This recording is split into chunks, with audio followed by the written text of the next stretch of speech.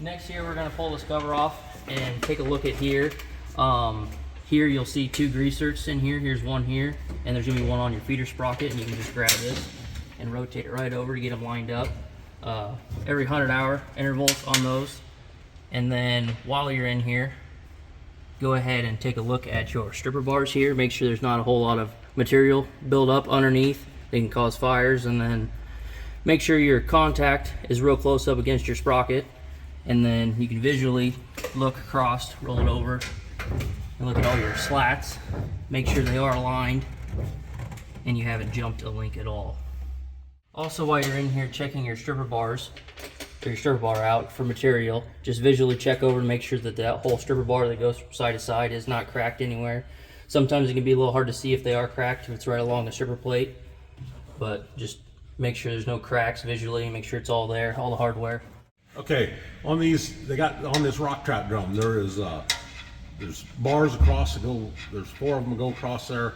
They're wear bars, and if they get wore down too far and get all rounded off, they don't feed as well as they should. So that's something you need to keep an eye on. They do make a serrated one, which will feed better. And most cases, whenever I replace them, that's what we replace them with, is a serrated. So that's another thing to check on the rock trap drum. Okay, next thing is inside the feeder here where the feeder chain rides, there's black poly strips. They will get wore clear through, and then you'll start wearing on the metal. So you need to get them changed out when that happens. So, okay, and then on this one does not have it here. On the earlier flagships, they've got a rod and a potentiometer here for the feeder tilt. And sometimes that'll get trash build up and it'll pop that rod off or break the little plastic clip, and then you'll have issues with your tilt. And then also there's a potentiometer here on the back. You need to, when you're servicing and stuff and checking, make sure your wires aren't damaged, or I've had these come loose and fall off, or you know, who knows what might happen with them. But that's another potentiometer to check. That's on your header height.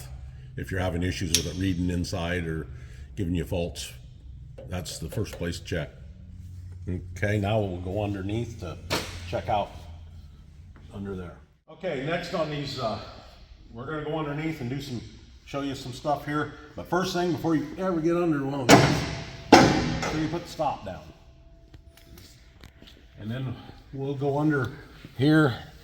Okay, first you got the rock trap here. That's supposed to be dumped daily, because if you get it clear full, it's not gonna work as a rock trap because there's no rocks gonna get in there. So you need to dump that daily. Okay, and then feeder floors, they get some age on them. They tend to wear holes right here at the back edge, or sometimes even at this edge, but normally it starts here at the back to start with. So you got to remember that. And then on feeder cylinders, you just look for leakage or any scars or anything on them.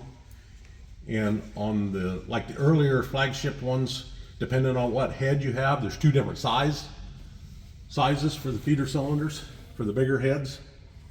And then, if you want to get around the side, there's a seal back here. It's kind of a belting type seal. Close your rock trap. Okay, yeah. We'll close this rock trap, get it out of the way so you can see it a little better. But anyway, it's like a belting type seal. Now there is a replacement, an aftermarket replacement that is a poly type seal of plastic. That we tend to have a little better luck with that. So that's something, because they'll roll over, and then when you raise the head, it'll dump all kinds of grain and everything else out on the ground. So that's something you want to make sure you check, but you got to have a feeder up to check that. And then also there's a little cable here you can hook, and then when you raise the feeder, it pulls this door down a little ways to work on like that door and stuff.